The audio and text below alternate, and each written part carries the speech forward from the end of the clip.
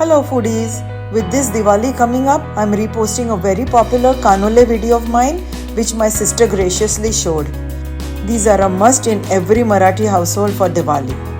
Look at this absolutely amazing Karanji platter. Each one is better than the other. Let's see how to make these. Hi everyone, welcome back and happy Diwali. Today I have a special guest with me, my sister Priya Karnik. Hi everyone, happy Diwali. Today she is going to show us the king of Diwali sweets, Kanole or Karanji, using our mom's recipe. So let's get started, shall we? Sure. We will start by making the filling, which is coconut based. Gently roast on medium flame until golden and keep it aside to cool. In the same pan, add ghee and roast the wheat flour until golden. Once done, we will keep it aside with the coconut to cool.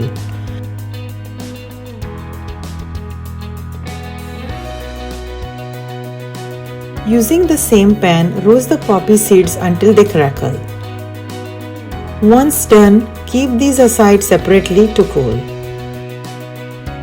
Once cooled, we will dry grind these to a powder. This is good. Mix it with the coconut mixture. Cardamom will give a lovely aroma to the filling. This is roughly powdered sugar. We will mix it, cover and keep it aside. Let's go ahead with the dough. Try to use fine semolina if possible. A pinch of salt goes a long way. Ghee is necessary for a pliable dough. We will mix water and milk to knead the dough. The detailed recipe with the exact measurements is in the description box below, so do check it out. I have also mentioned some tips, so take a look.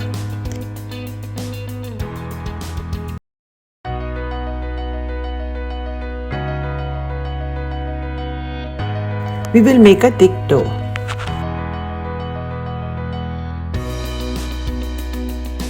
Cover and keep aside for an hour. Now let's make the saffron dough. The process is the same, but here we will make use of saffron. This is 3 tablespoons milk mixed with saffron kept for a few hours to get a nice vibrant color. We will not use water or milk mixture for this one. This is perfect. Cover and keep aside for an hour.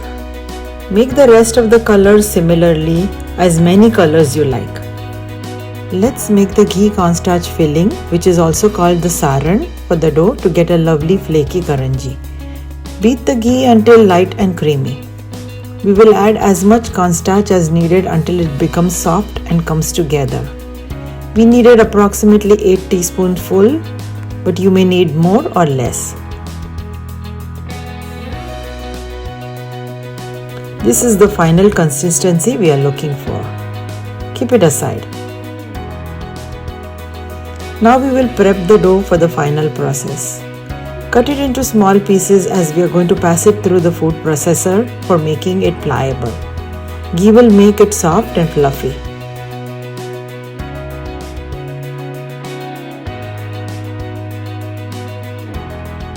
You have to keep checking in between and adding ghee until you get the right consistency.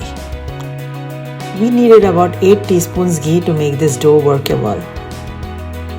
This is perfectly stretchy and soft. Do the same process for each of the color you had.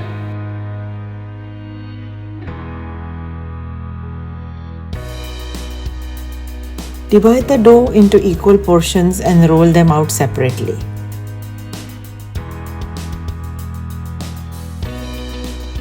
Make indentations so that we can apply the ghee cornstarch mixture or saran evenly.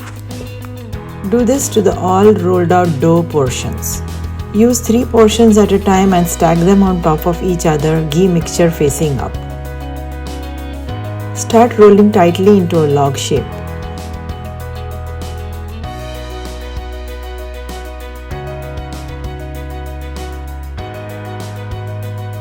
Secure well and cut out the edges. Reserve the edges as we can use them all together to make a nice multicolored karanji later. Cut into equal sizes and press flat between your palms.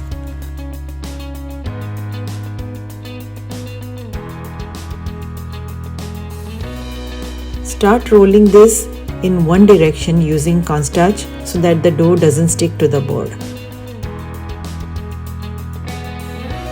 Turn it topside down and start filling with the coconut mixture.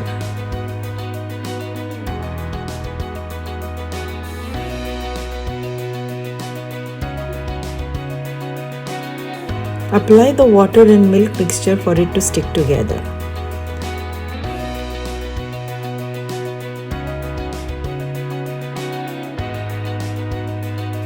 At this point, we can use any fancy cutter or secure the edges with any fancy design you can make. Keep all the discards for later use. Look at how awesome this looks already. Make the saffron one similarly. Now you can play with the colored dough and make different designs of your choice.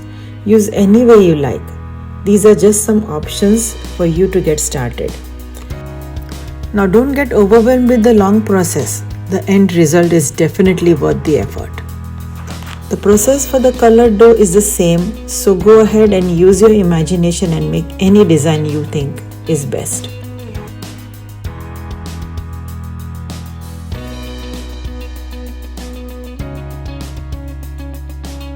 Look at how beautiful each one is turning out. This is the rose karanji. Same process, but the pink dough is rolled in the center of the white portions to reveal a lovely rose in the middle. Try other methods and create your own designs and let me know how your karanji turns out.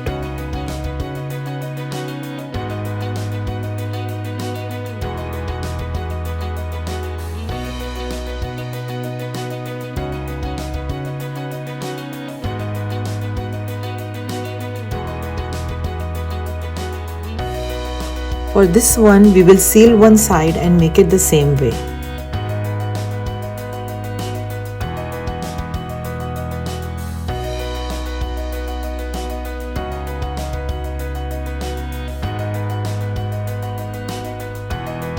Isn't this lovely? For a checkered pattern, use the colored dough strips, alternating them to make a lovely matte design.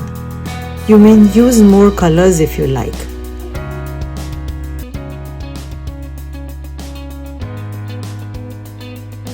Flip it over carefully and press gently. Start filling and make the rest similarly.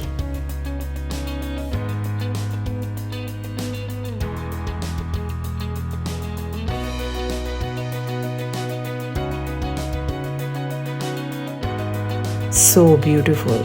These beauties are ready to be fried. The right way to check the temperature of the oil is to drop a tiny dough piece, and if it rises immediately, then the oil is ready. Drop the karanji in oil and toss it lightly over the karanji to make it flaky and feather soft. This is just perfect. Make all the colored ones similarly one at a time. So wonderful. Wow, these all turned out so beautiful.